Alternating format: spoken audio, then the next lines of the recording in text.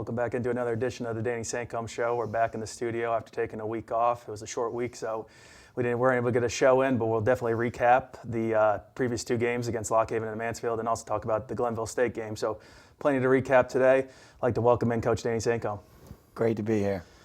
So, Coach, I mean, like we said last week, it's good to do this show when we're obviously winning, and the team has definitely been doing that. You know, it's 5 in a row now, but we'll talk a little bit more of that. But let's go into the Lock Haven game. Opening conference play, a team that Cal has had a lot of success against in the past, but, you know, an undefeated team, as we talked about in the last show, so playing with a lot of confidence. And, you know, how did you feel your team performed? And, I mean, it came down there to the end. I know you weren't too happy about that, but, you know, we had a 10-point lead, and it kind of just got dwindled away there late. Yeah, it was almost identical to our game versus them last year, where we had like a 10 to 12-point lead, and they chipped away, and had an opportunity to tie the game at the end. I was happy that we did enough to win, and it was good to win a conference game. We need to clean up some things late in the game, which I think we're working on and are going to get better. But it was a game we didn't play particularly well. And when you don't play your best and you're still able to win, that starts to show you a sign of a good basketball team. So we did some good things, and they're a good team. Like you said, they were 3-0. But our execution wasn't as good as it's been, and we were able to get it done. Yeah, so Coach, I mean, solid game out of Zion Collins. He ends up with a double-double, 19 points, 10 rebounds in the game, 3 assists, 2 blocks, 2 steals. We got the highlights playing here from the game on the screen. And, you know, Baba stepping up again, obviously having to step in the starting role with Jermaine Hall out. But, you know, 17 points from him, a very solid game, 6 rebounds, 2 steals in 30 minutes, so gave you a lot of time out there. And then even, you know, Brent Pegram, a solid game just playing behind those guys, 16 points, 8 assists, 4 steals. So a solid game all around. You know, it was pretty close there in the first half. You take a 1-point lead into the break because they trimmed it away towards the end there. So, I mean, what's the talk we're having with the team? You know, I felt like we were, you know, not having the best shooting night, as you said. You know, it really, so what are we talking to the team at halftime saying, you know, we can get into that groove? Well, I think they shot 50% in the first half, and then in the second half, I think they shot 37 or 38% and ended up 40% for the game. So our defense was our biggest issue, my biggest issue at halftime, and we just wanted to clean some things up. And we were able to go zone a lot of the second half, and it caused them some trouble, and our guys did a good job executing it. And like you said, you know, Zion had a great game, and Baba had a great game, and I like how we distributed the ball. You said Brent had 8 assists. I think when he's distributing the ball, we're at our best. When we're getting 4 or 5 guys in double figures, we're really hard to guard at that point. Yeah, we talked about that. I mean, we talked in the beginning of the season how you wanted Brent to step into more of that facilitating role. I mean, guy can definitely produce his own shot when he needs it. So, you know, it's good to get his other aspects of the game going. And, you know, he was great stealing last year, and he's proven that again this year. You know, yeah, like you said, 4 players in double figures in the game, so the ball being spread out great. Let's just talk about the end of that game. I think is one of the most critical stretches of the game. They're down 7, or we're up 71-70 with 52 seconds left. And, you know, Phil doesn't make the back end of that 2 shots that he had there. And you have to come up with 2 big defensive stops on the 3-pointers that possibly could have tied the game in order to win it. Yeah, and Zion made a great block at the end of the game. He was able to stop the ball and recover and block the shot, and then Bob was able to grab the ball. We wanted to foul them at half court because we had a 3-point lead, and we weren't able to do that. They got the ball up the floor, and I think our guys froze a little bit as far as they may shoot it, and we don't want to give them a 4-point play. So we played it straight up, and Zion was able to help a little bit and then get back and make a great block shot. And then Bob obviously recovered the ball and held on to it till the time expired. Yeah, like we talked about in the game, I mean, team probably the worst shooting performance of the season for the team, but ended up pulling it out. And the story of this season has been second half shooting, and the team did shoot 51% in the second half. So another strong showing in the second half. You can always rely on this team, no matter what the deficit is or if they're even in the lead, to come out strong in the second half, which is always a positive. 19 points off turnovers, 32 points in the paint. So solid game all around. And I think a big thing about that game was, you know, we always worry about the rebounding battle. We did well there, and we only allowed 6 second chance points, which really helped us maintain that lead. Yeah, that's important. If we rebound the ball, we're going to be difficult to beat because our initial defense has been very good this year. Yeah, so Coach, I mean, excellent win, 73-70, opening conference play up with a win, which is always a positive. But, you know, we're playing in this crossover season, so back-to-back games typically. So always got to bring it the second night, no matter who the team is. And we talked about Mansfield, the team, you know, who was coming in, you know, playing well too, wanted to enforce the ball down low. between their two players that were scoring 20 points a game. So another balanced offensive game from the team. 6 players in double figures. I mean, what a performance. Great, and I can't get back to it. When we're moving and distributing the ball, we're really hard to guard, and we have guys that are very skilled this year that can score the basketball. Now, Brent certainly makes us go, but he made so many great plays for his teammates. I think he had 7 or 8 assists in that game as well, and I think he had 1 turnover. Just took care of the ball very, very well for us, and we shot the ball well against Mansfield, which always makes things a little bit easier, but we took great shots, and I think we had 20-plus assists in that game. So, when we're doing those things, we're really hard to guard, and we're going to score 85 to 100 points when we're doing those things. Yeah, and we talked about a big game out of Phil Alexander, a guy has been struggling to stay on the floor due to just foul trouble in general. Just a career high for him, 20 points. I mean, talk about his performance. On 8 of 10 shooting, Yeah. I think it was just very, very efficient. And I can see Phil's confidence growing within our offense as far as reads that he's making, the cuts that he's making. He's really having a good understanding, and he's really hard to guard. He shoots the ball so well. Guys have got to be on him, but he's quick and strong and has the ability to go by guys. If Phil stays on the floor, he'll continue to play even better offensively. And talk about reliability. We just saw a three-pointer go down there from Luke House. I mean, 13 points against Lockhaven, and another solid performance from the freshman. First career double-double, 14 points. He made 4 three-pointers in that game and had 12 rebounds in 33 minutes. I mean, he is really taking up a lot of minutes for your team as a true freshman playing. I mean, talk about how reliable he's been. Well, his intelligence and understanding everything. He's great defensively on the ball. He's great defensively off the ball. He understands our offense. He shoots the ball at an extremely high level. His mindset is different than a freshman. He's like having another junior in our program right now who's only a freshman. He's very, very smart and does so many things for us. I think a lot of people think he's a shooter. He's far from a shooter. He's a player. He rebounds the ball extremely well. He sets up his teammates very, very well. He can put the ball on the floor and score. He's going to continue to get better as well. I just love what he's giving us at this point in the season. He's doing a lot of things for us very, very well. Yeah, so Luke House, 14 points, 12 rebounds. Zion Collins, 13 points in the game. Pegram, 11. Phil Alston coming off the bench giving you 10. Tim Smith Jr. coming off the bench giving you 10. So just an all-around great performance. But let's talk about the early portion of that game as we're dealing with the team with extreme size down low. And Baba picks up 2 fouls pretty early in that game, and you're forced to go to your bench. You're forced to play Phil Alston and Tim Smith, guys that have been coming off the bench just recently, but not putting up a whole lot of minutes. Talk about how you had to rely on them and the guys on the floor already. Well, Tim was fabulous the first half. I mean, he played great for us. He played, I think, when he came in, he played 12 or 13 minutes and did an unbelievable job defending. He did a great job scoring the ball. He blocked a couple shots. He rebounded the ball. Everything he's capable of doing. Tim is so skilled, and as he gets stronger, he's going to continue to get better and better. But he gives us a guy that can block shots and rebound because of his size, but he also passes the ball well. He's really good on the perimeter, and he's more comfortable out there. And then Phil, getting Phil back is really big for our team.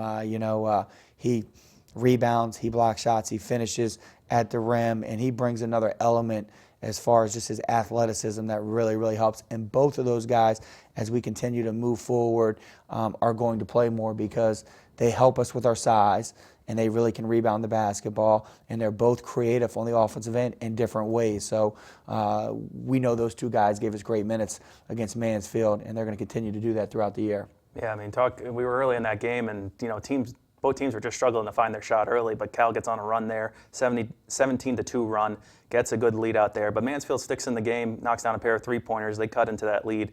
But it always felt like it was in hand most of the game, Coach. I know, you don't always feel that way, and most people don't. The team's always capable of coming back at any point. But you come out in the second half, and you're able to put Baba back into the game. He gives you 7 points right at the start of the second half. Yeah, he was fresh and he made great plays. He had a couple pull-up jump shots. He had a couple offensive rebounds that he put back in. Hit a 3. He just was very, very good. He was fresh as well, so that always helps. When a guy's able to sit. Our thought process was we could play Baba as much as we need him in the second half because he was rested and only had 2 fouls. And he came in and got us going offensively to start the second half. Yeah, and down the stretch, Luke House and Phil Alston combined for 13 points. So really brought the offense together towards the end of the game when the game was getting ready to pretty much sealing down the game, but able to, keep the lead solid. I mean, 20-point win, 89-69. A 2-0 start for the team in conference play, which is very solid. You know, that's a thing that Cal struggled in the past with, but now 2-0 in conference, getting it moving forward. We're going to take a break here on the Danny Sancomb Show. We'll talk about the Glenville State game that just happened last Sunday. We'll talk about the standings, the upcoming schedule, and we'll preview the Shippensburg game. We'll be right back.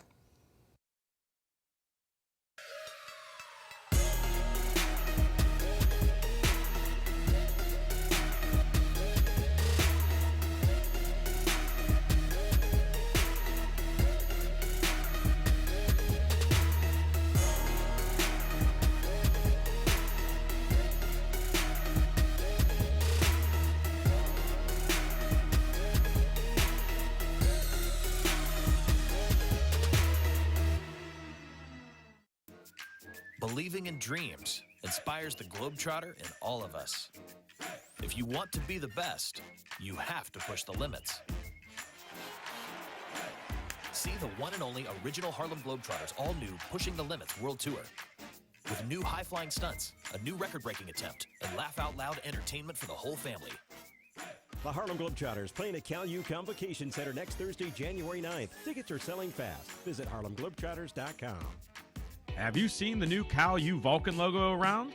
Have you wondered where to get gear featuring it? Then go to calvulcans.com and click shop. Log on and browse a full selection of men's shirts, women's shirts, pullovers, hoodies, and more.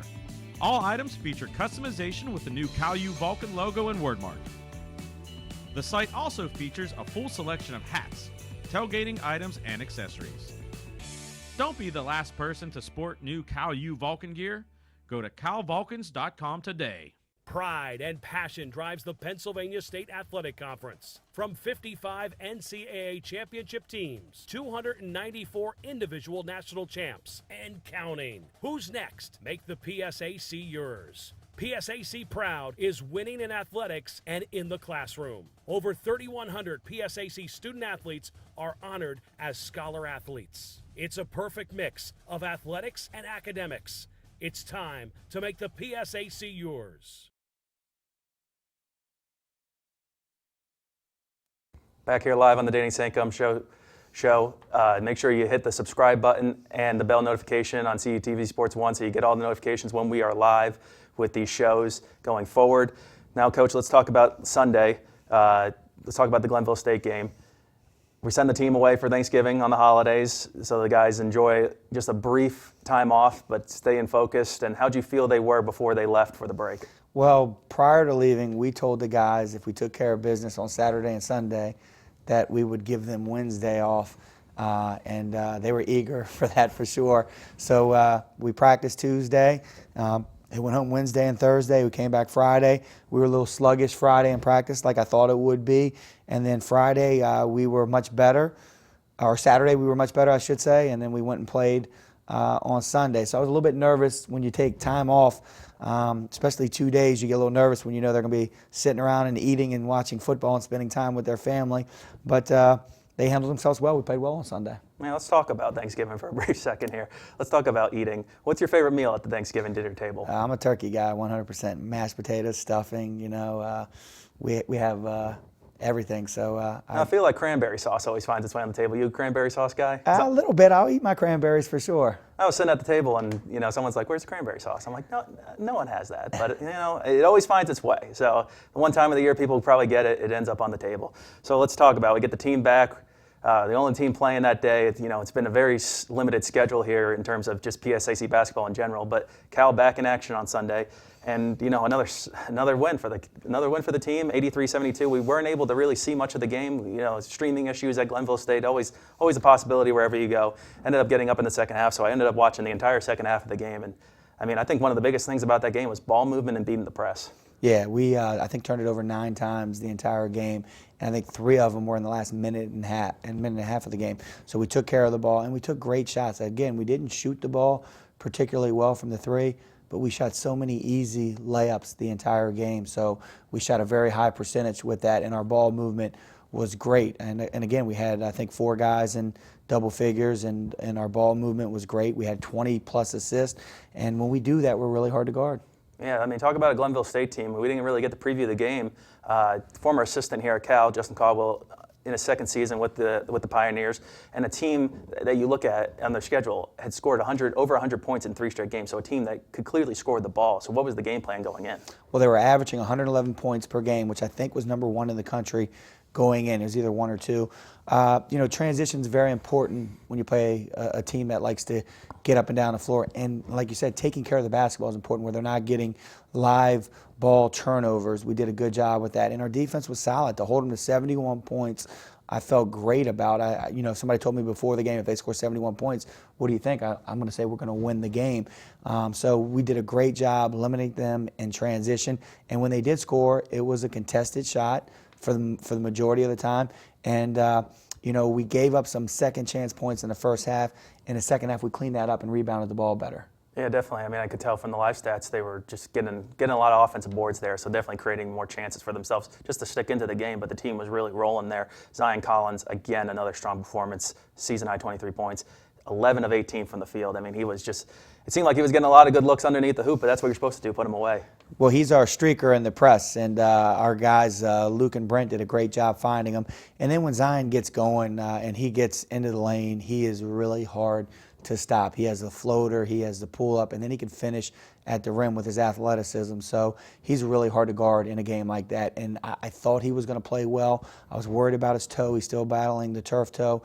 But that was his kind of game where he was getting in the lane and finishing over bigger guys. And, 11 of 18, we'll take that every day from him. Yeah, Phil Alexander, another strong performance, was able to stay on the court. I mean, not a lot of fouls calls in the game because we were just a lot of running up and down the court was happening there. So not a lot of contested shots underneath the hoop for fouls to happen. But 19 points from him, 11 rebounds, 7 offensive boards. So, I mean, really was getting gritty down there on the offensive end to create second chances. He played very well offensively, not only with the offensive glass, but his reads and cuts in our offense. He got a lot of easy layups because he would slip on ball screens or he would set a good ball screen and open up. And it's just him getting more comfortable with the offense. Though he's a second-year player, he didn't play last year. In our first scrimmage, he was hurt and didn't play the rest of the year. So he's still picking up things, and he's going to continue to get better. But his reads in our offense the last 3 games have been very, very good. Yeah, I mean, redshirt sophomore. I mean, he's playing like a junior, senior out there. So he definitely, even though he wasn't playing last year, bought into your mentality of your team and bought into what the players were doing as well. So it's good to see that he's picking it up pretty quickly and when he's actually on the court there. Brent Pegram, 17 points, another solid showing. Was able to make 8 of 9 from the free throw line, so that he picked up a good amount of points there. Luke House, probably the quietest game in terms of points, but it gave you everything you needed. I mean, gave you 9 points, 7 rebounds, 7 assists. Yeah, and I think if you look at the game, they pressed a lot, and Luke and Brent were the guys getting in. Zion was the guy passing it and then streaking down the floor. So I think Brent took 10 shots, and I think Luke took 7 shots. They weren't going to get as many opportunities because we were going to attack the press, and they were going to be behind the ball. And I think Brent had 1 turnover in the game, and Luke had 0 turnovers, and that was the game. I mean, we took care of the basketball, and they did a great job. Though they didn't have the points, those 2 guys were very, very important, along with Zion, as far as breaking the press and not turning it over. And a lot of our other guys were rewarded by getting the finishes in transition after we broke the press. Yeah, so Cal U holds Glenville to a season low in points. Like Coach said, if we could hold them to that number, we felt good beating them, and that did happen. 82% from the line, solid, 47% from the field, and a season high 58 points in the paint. So the ball you weren't really looking for the 3 that often. Didn't take too many threes because you were having such good time, such a good ability in the paint. And let's talk about, why you felt good with them taking the 3, because they took 38 shots. So you really, I think, were giving them that look. Yeah, not giving them open threes. They were contested threes for sure, and they take a lot of threes. That's part of them getting to 111 points, but they will make open shots at a high clip. But if we can contest them, it makes it more difficult. And, our staple, moving forward with our program is going to be us being good on the defensive end. I think all elite programs defend very, very well, and you want to hold teams in that 39 to 41% field goal range. You're going to win a lot of basketball games. Even when you're not shooting the ball well, you're going to be in games and have an opportunity to win games. And that's something we worked extremely hard. We spend 70% of our practice defensively and 30% offensively, and we're getting better. We still have a long way to go, but our guys are rotating better. We're guarding the ball better. We're defending the rim. We're getting a little bit more healthy with, like Phil Alston. Now we can get a little bit more aggressive defensively because we know we have him in the back to block shots. You know, Tim can block shots. Baba can block shots. You know, we've got a bunch of good athletes that have a good basketball skill set, and we should be good defensively. And I think as we continue to move on in practice and get better with our rotations, we will be very good defensively at some point this year. Yeah, holding on to 23.7% from the field. I think there was 9 of 38 in that game, so very good defensibility on the perimeter there. And let's talk briefly about the return of Jermaine Hall Jr. I mean, he was out for the last 3 games. You were able, with some time off, obviously he was able to recover, and now he's back in the lineup. Helps us tremendously because Jermaine can play multiple positions. He starts off with us inside, but he's really a 3. Now with getting guys back, you know, we can play him in between the 4 and the 3, and that will help us because Jermaine's a great passer. He takes care of the basketball. He makes open threes. He's a very good rebounder. And I think his ankle's still a little bit bothering him, just a little bit. But I think once he gets healthy completely, he's going to have a fabulous year for us because he shoots over 50% from the field, and he does all the other things you need to win, whether it's taking a charge, blocking a shot. He has the ability to do those things, and he's such a great teammate. When he's not there, it hurts us. He's great on the bench, but when he's out there in the game, he does a lot for his teammates that goes unseen. So he's a big part of our success, and his attitude is just great, really fun to coach. Now, Coach, one more thing about this game. We only played 7 players in the game, and 3 of them played 40 minutes, 1 played 39 minutes. What made you feel good about just sticking with the guys in the game? Obviously, foul trouble wasn't an issue, but you know, you look at the box score, you only see 7 players play. What was the mentality of having these guys continue to go? Well, my mentality, it has to change a little bit because we have 3 other guys that should have played more or should have played, but they pressed the entire game, and I felt very comfortable with the way Luke House and Brent were taking care of the ball, and Zion. I think Zion, they said he played, 40 minutes. I think we sat him out for like maybe 30 seconds. But those 3 guys did a really good job. And then Phil Alexander played so well, I didn't want to take him out because he was doing so well. I kept asking him if he was tired.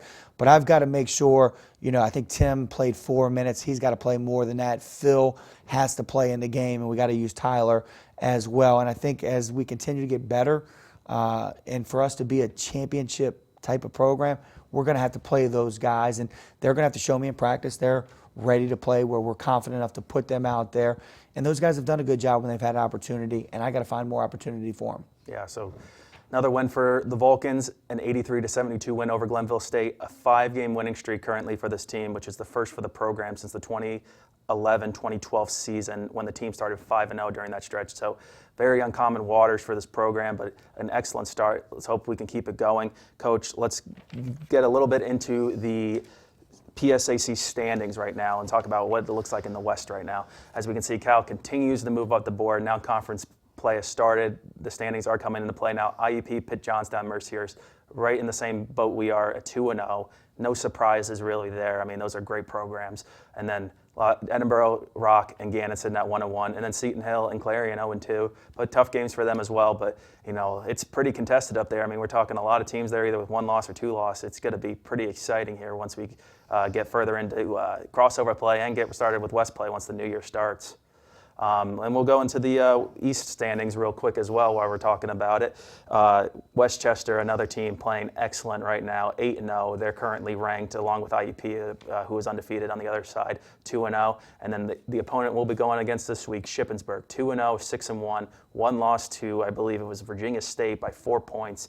So, I mean, they're playing well, and it's kind of been back and forth over here on the east side, as you can see. I mean, a couple 0-2 teams, a couple 1-1s, but a lot of teams floating either below or near 500. So some teams looking to get some runs going here, and it's going to happen. It's going to try to happen here in crossover play. But, Coach, let's get into it a little bit and talk about Shippensburg. Now, we just saw there 6-1, a very solid program, very well coached, 23-7 last season. And they were 16-1 at home last year. So, I mean, a team that has had a lot of success as a program and a lot of success at home. Yeah, they've got great players. They don't play a lot of guys either. really hard to guard, well-coached team that again, is really good defensively. They like to play tempo. They don't want to play too fast, but they'll push it when they have opportunity. But they execute very good in the half court, and they really defend very, very well on the defensive side of the ball. They really do. Yeah, I mean, even last year, we're talking about that game. I mean, obviously our team was trying to find an identity then. We were playing with limited guys, and it was a 3-point loss. I mean, we had a last-second heave from about midcourt that would have either would have tied the game. But we were battling there with one of the best teams in the region at that point. I mean, it has to be positive for the guys looking at that film from last year, knowing that, we could create chances. Yeah, and we're much different this year. We really are. But we kind of caught them on a day, I think, last year where they really struggled offensively and didn't do some things they normally do. And we battled. We really battled that night and had an opportunity to win. But I think moving forward, I think we match up pretty well against them. They're not the biggest of teams. They rely on a lot of ball movement. They screen well. And I think we can do some things, hopefully, to negate some of the things that they do very, very well. But they are hard to guard because they really execute well in their half-court sets. Yeah, I mean, a team there that just came off 2 wins over Rock and Edinburgh, and in PSAC crossover play. So, and pretty convincing wins, by the way, too. So, I mean, a team, and it's also going to be a team that's very well rested. I mean, this is going to be their first game in 2 weeks by the time this game comes around this weekend. So, I mean, a team that hasn't played, maybe, they're going to be ready to go, and that's for sure. And a team scoring, like we talked about, their defense, first in our conference in defense. They're only allowing 64.1 points a game. Very low on the foul total, so it doesn't seem like they're going to let you get to the line very often. They're just going to play very, very solid defenses, which is what you want to see, and low turnovers. So it does, a team that's not going to make a lot of mistakes because one of their weakest points of their team, even though they're winning convincingly, is that their scoring offense has been on the tad lower side this season, only averaging about 77.4 points per game. But let's talk about a guy and John Costello and Jake Bliss. They're very, very good. John has the ability to score inside and out. He really stretches the floor. He creates space because he's a big and he can step out and shoot the basketball. And then Bliss, he just makes great decisions. He's their point guard. He has the ability to score and also have the ability to set up his teammates, which you really want in a point guard. I think he makes everybody on the team better, but he has the ability when things aren't going well that he can get the ball and score, or get the ball and make a play. So we'll have to do a good job on those two guys. They're very hard to guard. Yeah, Jake Bliss right there. I mean, 16.3 points a game, shooting about 43% from range. Probably their best three-point shooter they have. And obviously logging a lot of minutes, 34 minutes a game. And then Costello, 16 points, 6.6 rebounds. So 2 guys that are pretty much leading their offense right now. And we'll talk about the PSAC schedule a little bit here. Some other exciting matchups. Pitt Johnstown heading over to Bloomsburg this week. So that will be a great matchup. Edinburgh at Millersville, and then Mercyhurst going to Westchester. So some very exciting matchups, but I think a lot of people are going to have their eyes glued on the Cal U Vulcans versus Shippensburg on the road this week. And then, Coach, we'll look at the upcoming schedule here as we get ready to continue this 5-game road stretch as we have been talking so much about. First game down, 4 more to go here. So we got going to Shippensburg, CUTV, WCAL will be making the trip. So you can guarantee the stream will be there, and it will be on WCAL on the radio in case you're driving and you're running a little bit late. 3 p.m. game there. Then they're going to Carlo, right in the middle there, 7 p.m. game right out in Pittsburgh, another close game. I mean, you could always go out and support the team at any time.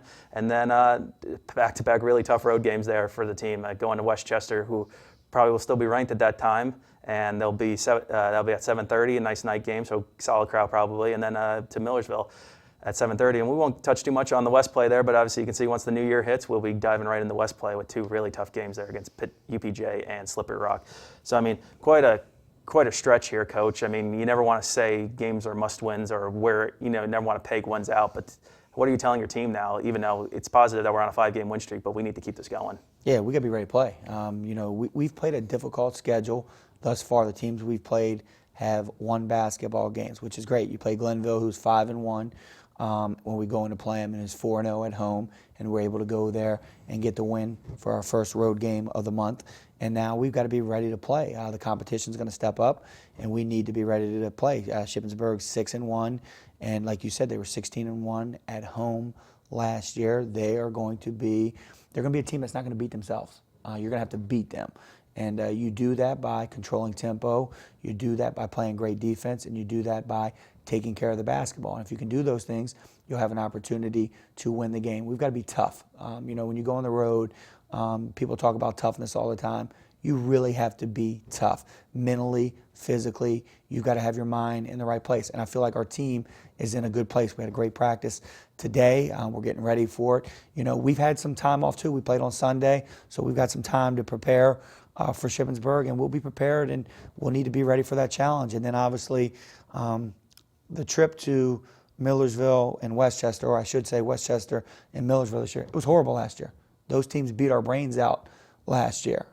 So we know they're two tough environments to go in and play.